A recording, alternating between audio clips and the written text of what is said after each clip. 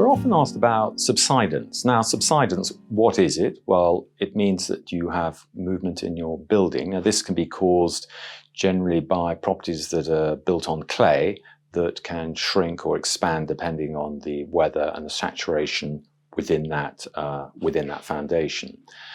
Now, in terms of how can you tell if you've got subsidence? There are some telltale signs.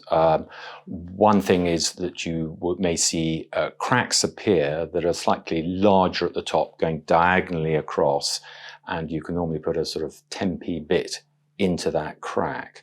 Other signs, as you can see that doors are jamming, you can see cracks appearing elsewhere.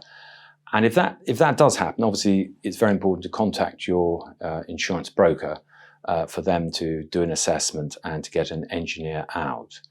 Now, what can you do if you do have subsidence? First thing to say is that many times when an engineer will come out, it isn't subsidence or it's another issue. So what can you do? Well, it depends, obviously.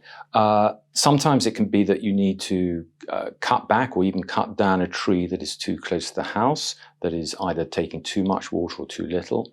Other times it can be that your drainage system is faulty, meaning that the water is not leaving away from the property as it should.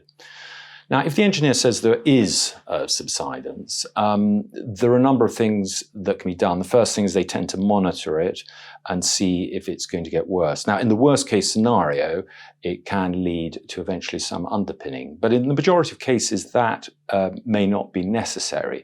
And that with the right remedial action, and if it's taking down a tree, improving the drainage and other factors, it's something that you can monitor and it can be dealt with in a straightforward manner.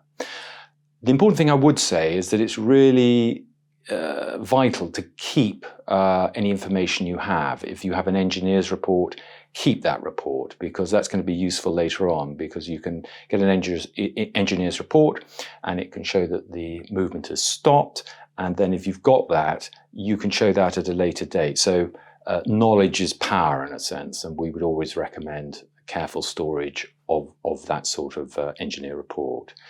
So I suppose the message is on subsidence. It is a serious matter. It is important, but one shouldn't panic. One should contact one's broker and get the engineer out to do an assessment and then move forward from there. And obviously we would help in that process.